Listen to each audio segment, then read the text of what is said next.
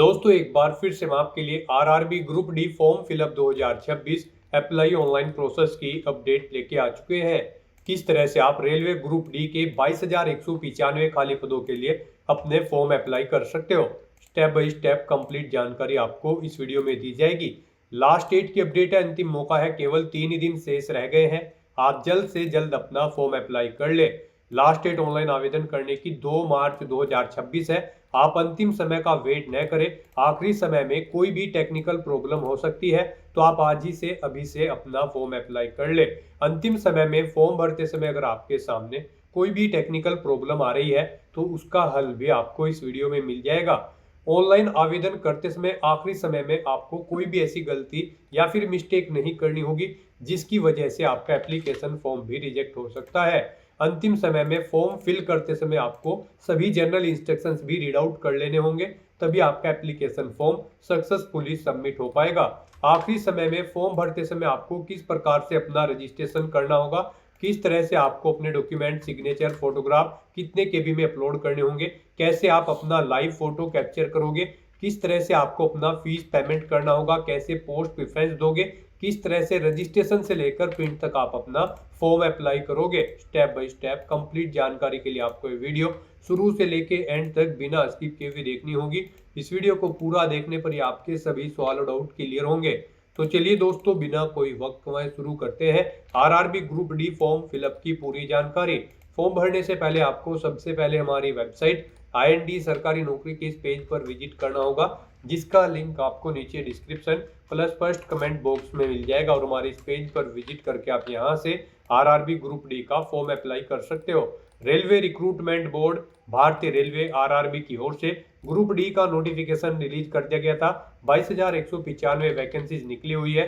Last date की update है, अंतिम मौका है, केवल 3 ही दिन शेष रह गए हैं। लास्ट डेट ऑनलाइन आवेदन करने की 2 मार्च 2026 है। 18,000 रुपये सैलरी है। 10वीं पास या फिर ITI पास या फिर नेशनल अप्रेंटिसशिप सर्टिफिकेट से आप अप्लाई कर सकते हो। 18 से 33 वर्ष आयु सीमा है। 500 रुपये UR OBC के लिए फीस है, इसमें 400 रिफंड कर दी जाएगी। SC ST PWD फीमेल के लिए 250 है, जो कि टोटल रिफंड कर दी जाएगी। ऑनलाइन मोड से आप फीस पेमेंट करोगे। कंप्यूटर बेस्ड टेस्ट CBT के आधार पे सिलेक्शन होगा। ऑनलाइन अप्लाई कर सकते हो, ऑल इंडिया से अप्लाई कर सकते हो। rrbapply.gov.in इसकी ऑफिशियल वेबसाइट है, जिससे आप फॉर्म अप्लाई कर सकते हो। इंपोर्टेंट लिंक सेक्शन के अंतर्गत ऑफिशियल नोटिफिकेशन PDF लिंक पर क्लिक करके आप इसकी PDF डाउनलोड कर सकते हो। इसमें आपको कंप्लीट डिटेल देखने को मिल जाएगी, जैसे कि सबसे पहले आप आवेदन की डेट चेकआउट कर ले, salary information, age limit, age relaxation, qualification की detail, examination pattern, examination centre, syllabus आपको टॉपिक वाइज पूरा प्रोवाइड करा दिया गया है। फीस पेमेंट की इन्फॉर्मेशन, फॉर्म अप्लाई करते समय आपको किस प्रकार से अपना रजिस्ट्रेशन करना होगा, कैसे फॉर्म अप्लाई करते समय आप अपना लाइव फोटो कैप्चर करोगे, कैसे वेरिफिकेशन आपको कंप्लीट करना होगा, फोटोग्राफ, सिग्नेचर, थंब इंप्रेशन आपको कैसे और कितने केबी में अपलोड करने होंगे। और इसी PDF के एंड में आपको यहाँ पर zone wise vacancies, category wise vacancies और पोस्ट वाइज वैकेंसीज दे दी गई है। तो फॉर्म अप्लाई करने से पहले आपको ये नोटिफिकेशन की PDF पूरा पढ़ना अनिवार्य है। इसको पूरा पढ़ने से ही आपके सभी सवाल और डाउट क्लियर होंगे। PDF रीड आउट करने के बाद में आपको अप्लाई ऑनलाइन के इस लिंक पर क्लिक करना होगा, तो आपके सामने ऑनलाइन आवेदन करने का ये ऑफिशियल पोर्टल ओपन हो जाएगा। गाइस, यहाँ पर अगर आपने पहले से इस वेबसाइट पर अपना रजिस्ट्रेशन कर रखा है तो आपको यहाँ पर लॉगिन की टैब दी गई है। इस वेबसाइट के टॉप पर ही आप इस पर क्लिक करें। आपके सामने यहाँ पर कुछ इस तरह से इंटरफेस तो होगा। अब आप यहाँ पर लॉगिन विद आधार या फिर लॉगिन विद आरआरबी अकाउंट, इनमें से किसी भी ऑप्शन का यूज करते हुए लॉगिन करके अपना फॉर्म अप्लाई कर सकते हो। और गाइज, अगर आप इस वेबसाइट के थ्रू किसी भी भर्ती के लिए फर्स्ट टाइम अप्लाई करने जा रहे हो तो सबसे पहले यहाँ पर आपको अपना रजिस्ट्रेशन करना होगा। उसके लिए आपको यहीं पर क्रिएट एन अकाउंट का ये लिंक दिया गया है, आप इस पर क्लिक करके अपना अकाउंट क्रिएट कर सकते हैं। या फिर आप यहाँ पर वेबसाइट पर स्टार्टिंग में आए थे, यहीं पर ही आपको टॉप पर लॉगिन की लिंक के पास ही क्रिएट एन अकाउंट की टैब दी गई है। आपको इस पर क्लिक करना है और अपना अकाउंट क्रिएट कर लेना है। जैसे ही आप क्रिएट एन अकाउंट ऑप्शन पर क्लिक करेंगे, आपके सामने ये पॉपअप शो होगा। यहाँ पर आपसे कहा गया है, अगर आपने 2024 या 25 में अपना रजिस्ट्रेशन कर रखा है तो यहाँ पर अब आपको रजिस्ट्रेशन करने की जरूरत नहीं है। उसी लॉगिन ID पासवर्ड का यूज करते हुए आप यहाँ पर लॉगिन करके अपना फॉर्म अप्लाई कर सकते हो। और अगर आपने नहीं कर रखा है रजिस्ट्रेशन तो आपको यहाँ पर ओके के इस ऑप्शन पर क्लिक करना है और यहाँ पर आपको अपनी बेसिक इन्फॉर्मेशन प्रोवाइड कराते हुए अपना रजिस्ट्रेशन करना है। सबसे पहले यहाँ पर आपको अपनी नेशनलिटी सिलेक्ट कर लेनी है। उसके बाद आपको अपनी पर्सनल इन्फॉर्मेशन देनी है। यहाँ पर आपको अपना फुल नेम एंटर करना है अपनी 10वीं की मार्कशीट के अकॉर्डिंग। फिर आपको अपना नाम यहाँ पर रिटाइप कर देना है।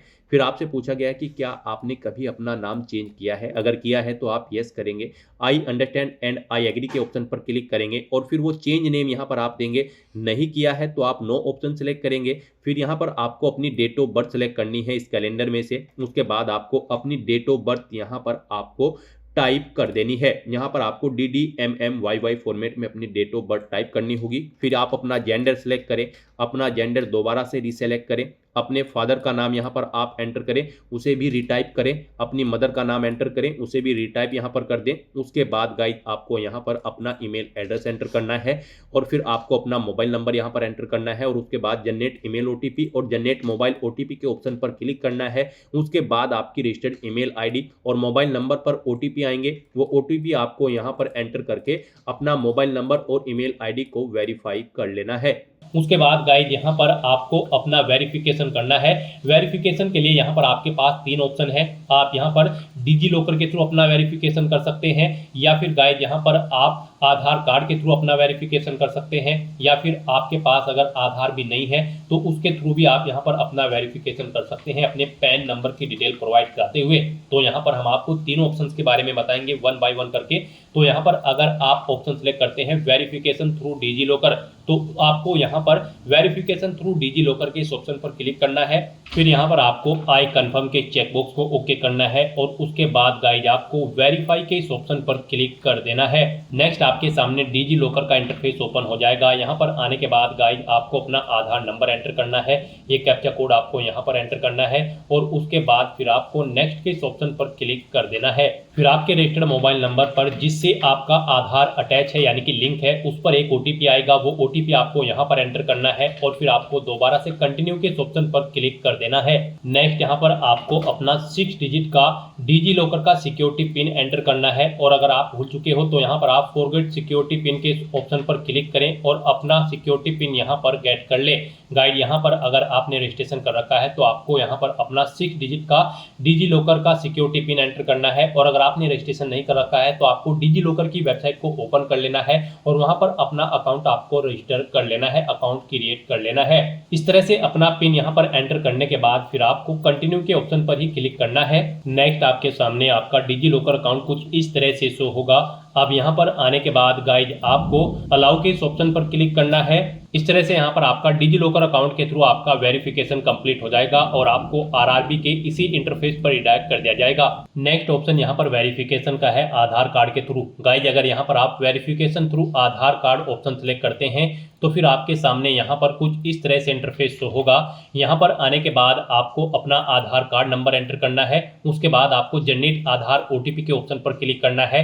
आपके मोबाइल नंबर पर जिससे आपका आधार लिंक है उस पर एक OTP आएगा 6 डिजिट का, वो OTP आपको यहाँ पर एंटर करना है और फिर आपको यहाँ पर वेरीफाई के इस ऑप्शन पर क्लिक करते हुए आपको अपना आधार वेरीफाई कर लेना है। यहाँ पर आपके लिए सबसे बेस्ट ऑप्शन आधार कार्ड का ही रहेगा क्योंकि यहाँ पर आगे भी आपको आपके आधार की जरूरत पड़ेगी एग्जाम टाइम के दौरान, वहां पर भी आपको अपना आधार कार्ड शो करना होगा। तो यहाँ पर हम आपको सजेस्ट करेंगे आप यहाँ पर अपना वेरिफिकेशन आधार के थ्रू कर लें। ये आपके लिए सबसे बेस्ट ऑप्शन है। RRB की भर्ती में यहाँ पर आधार मस्ट कर दिया गया है। तो यहाँ पर अब उसके बाद एक और ऑप्शन है, अगर आप करना चाहे तो यहाँ पर आपका थर्ड ऑप्शन है I do not have Aadhaar card. आपको इस ऑप्शन पर क्लिक करना है।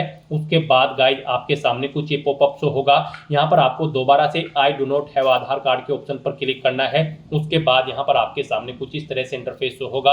आप यहाँ पर इस चेकबॉक्स को ओके करें। उसके बाद यहाँ पर आप अपनी कोई वैलिड प्रूफ ID सिलेक्ट करें। पैन कार्ड यहाँ पर केवल आपको ऑप्शन दिया गया है। उसके बाद यहाँ पर आपका जो नाम पैन पर आधारित है वो नाम यहाँ पर आप एंटर करें। अपनी डेट ऑफ बर्थ इस कैलेंडर में से सिलेक्ट करें। अपना पैन नंबर यहाँ पर आप एंटर करें। उसके बाद किस अथॉरिटी ने आपको इशू किया है उसका नाम आपको देना है। प्लेस ऑफ इशू यहाँ पर आपको देना है और उसके बाद फिर आपको प्रोसीड के ऑप्शन पर क्लिक करके इस थर्ड ऑप्शन के थ्रू भी आप अपना वेरिफिकेशन यहाँ पर कंप्लीट कर सकते हो। तो इनमें से आपको कोई भी ऑप्शन यूज करते हुए अपना वेरिफिकेशन कर लेना है, ये मस्ट है। ये पूरी वेरिफिकेशन की प्रोसेस हमने आपको बता दी है, इनमें से किसी का भी यूज करते हुए आप अपना वेरिफिकेशन कर सकते हैं। हम आपको एक बार फिर से बता दें, आप यहाँ पर आधार कार्ड के थ्रू अपना वेरिफिकेशन करें, आपके लिए बेस्ट रहेगा। तो यहाँ पर किसी भी ऑप्शन के थ्रू वेरिफिकेशन करने के बाद आपको इस चेकबॉक्स को ओके करना है, I confirm that I am 18 year old या फिर ओल्डर, यानी कि मेरी आयु यहाँ पर 18 साल हो चुकी है या फिर इससे अधिक। आपको इस चेकबॉक्स को ओके करना है। ये डिटेल आप यहाँ पर इस पर क्लिक करके सुन भी सकते हो। और फिर गाइस यहाँ पर आपको अपना पासवर्ड क्रिएट करना है। यहाँ पर आपका पासवर्ड अल्फा न्यूमेरिक फॉर्मेट में होना चाहिए। मींस आपके पासवर्ड में एक अपर केस कैरेक्टर, एक लोअर केस कैरेक्टर, एक इंटीजर नंबर और एक स्पेशल कैरेक्टर जैसे कि @ हैश या फिर डॉलर होना चाहिए। तो इस फॉर्मेट में आपको अपना पासवर्ड क्रिएट करना है। ये एग्जांपल हमने आपको दिखाया है। वही पासवर्ड आपको यहाँ पर कंफर्म पासवर्ड फील्ड में एंटर करना है। I am not a robot के इस चेकबॉक्स को ओके करना है। और फिर गाइस आपको यहाँ पर preview and create an account के ऑप्शन पर क्लिक करके अपना अकाउंट क्रिएट कर लेना है। अपना अकाउंट क्रिएट करने के बाद आपको आरआरबी की इस वेबसाइट पर रिडायरेक्ट कर दिया जाएगा, या फिर आप rrbapply.gov.in लॉगिन कर लें। और यहाँ पर अब आप लॉगिन की स्टेप पर क्लिक करें और यहाँ पर आप आधार या फिर आरआरबी अकाउंट की डिटेल प्रोवाइड करते हुए लॉगिन कर ले। यहाँ पर अगर आप लॉगिन विद आरआरबी अकाउंट करते हैं तो फिर आपके सामने कुछ इस तरह से इंटरफेस शो होगा। यहाँ पर अब आपको अपना मोबाइल नंबर या फिर ईमेल एड्रेस एंटर करना है, अपना पासवर्ड आपको एंटर करना है, इस चेकबॉक्स को ओके करना है और उसके बाद आपको यहाँ पर लॉगिन की स्टेप पर क्लिक करना है। फिर आपके सामने यहाँ पर 2 फैक्टर ऑथेंटिकेशन मोड ओपन होगा। अब आप यहाँ पर सेंड ओटीपी टू ईमेल या फिर सेंड ओटीपी टू फोन के ऑप्शन पर क्लिक करें। उसके बाद आपकी ईमेल या फोन पर एक ओटीपी जाएगा, वो ओटीपी आपको यहाँ पर एंटर करना है और उसके बाद आपको फिर यहाँ पर लॉगिन की स्टेप पर क्लिक करते हुए अपने डैशबोर्ड में लॉगिन कर लेना है। लॉगिन करने के बाद आपके सामने कुछ इस तरह से इंटरफेस ओपन होगा। यहाँ पर आपको फॉर्म अप्लाई करने से पहले कुछ जनरल इंस्ट्रक्शंस दिए गए हैं, आपको इन्हें केयरफुली रीड कर लेना है। और अपना फॉर्म अप्लाई करने के लिए गाइड आपको यहाँ पर ऑनलाइन एप्लीकेशन की इस टैब पर क्लिक करना है। ये टैब आपको ऊपर भी दी गई है, आप यहाँ पर टॉप पर ही ऑनलाइन एप्लीकेशन की इस टैब पर या फिर इस टैब पर क्लिक करें। फिर आपके सामने कुछ इस तरह से इंटरफेस शो होगा।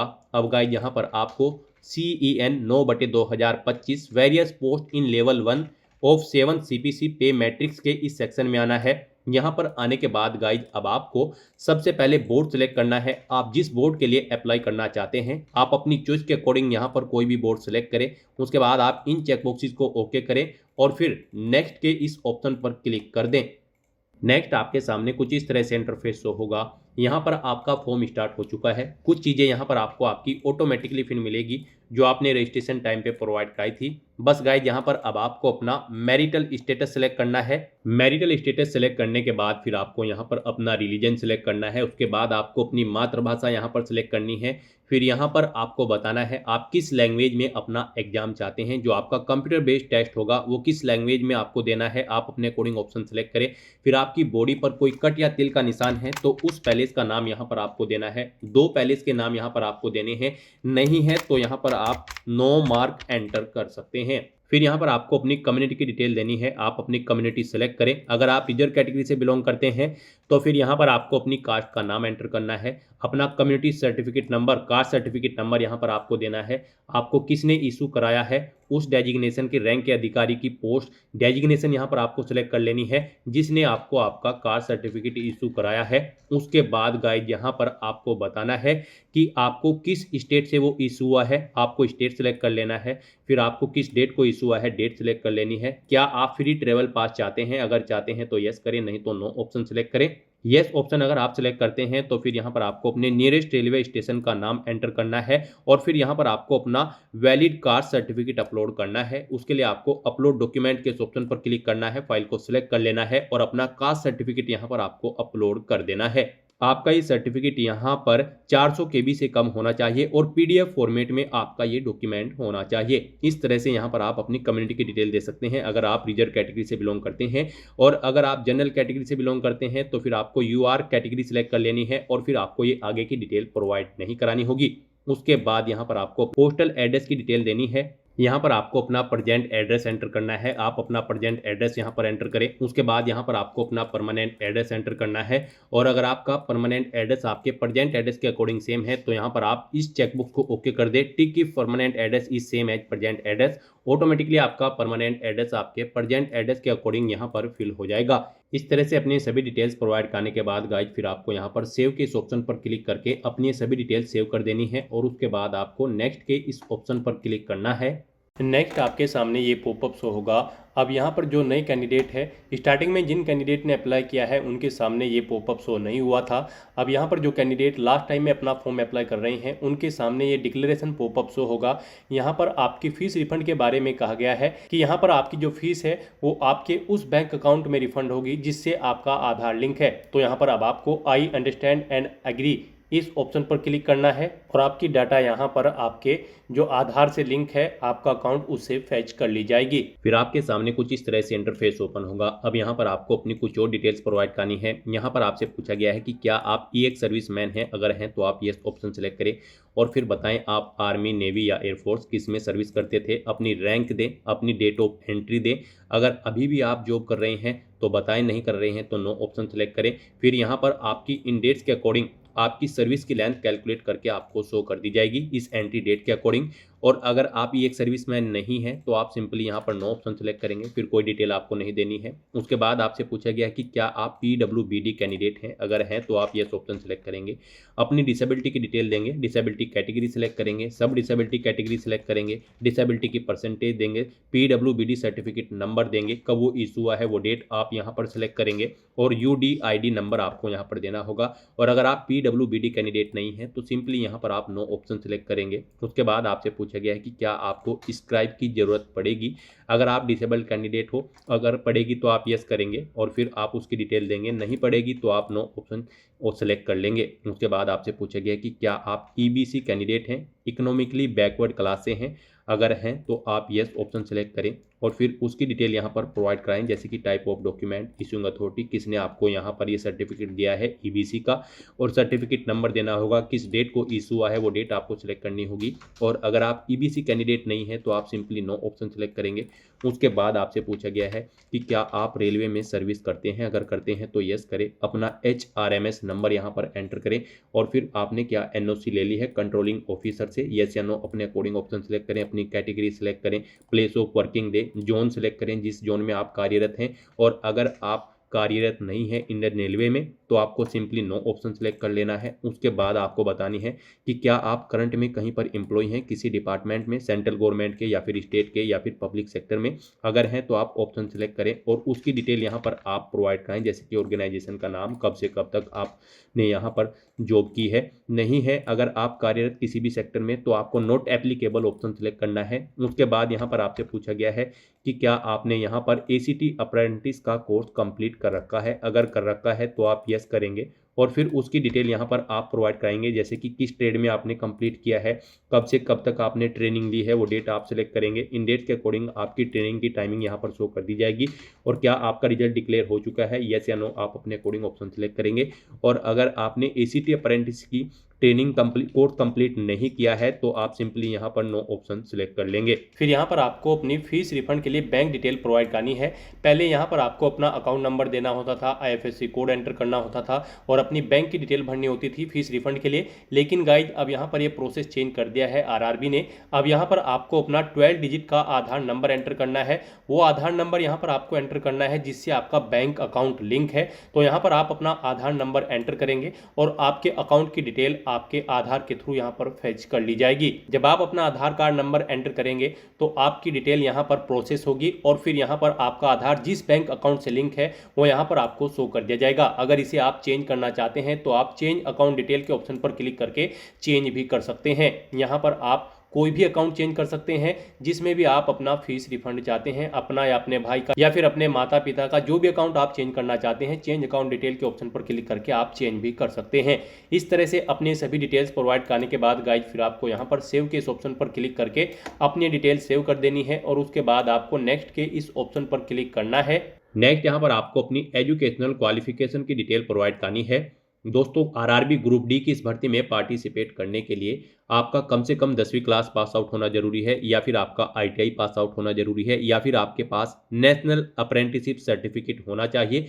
तो यहाँ पर आपको अपनी क्वालिफिकेशन की डिटेल देनी है। गाइज, अगर आपने 10वीं क्लास पास आउट कर रखी है, आप उसकी डिटेल देना चाहते हैं, तो यहाँ पर आपको अपनी 10वीं क्लास की डिटेल देनी है। अगर आपने इस वेबसाइट के थ्रू पहले भी किसी भर्ती के लिए रेलवे की अप्लाई किया होगा, तो आपको यहाँ पर आपकी 10वीं क्लास की डिटेल ऑटोमेटिकली फिल मिलेगी। आपको इसमें एडिट करना है तो आप पेंसिल के इस ऑप्शन पर क्लिक करके एडिट कर सकते हैं। और अगर आप न्यू हैं तो आपको अपनी 10वीं क्लास की डिटेल देनी होगी। उसमें आपको यहाँ पर सबसे पहले अपना स्टेट सेलेक्ट करना है, फिर डिस्ट्रिक्ट सेलेक्ट करना है, बोर्ड का नाम देना है जिस बोर्ड से आपने अपनी 10वीं क्लास पास आउट की है।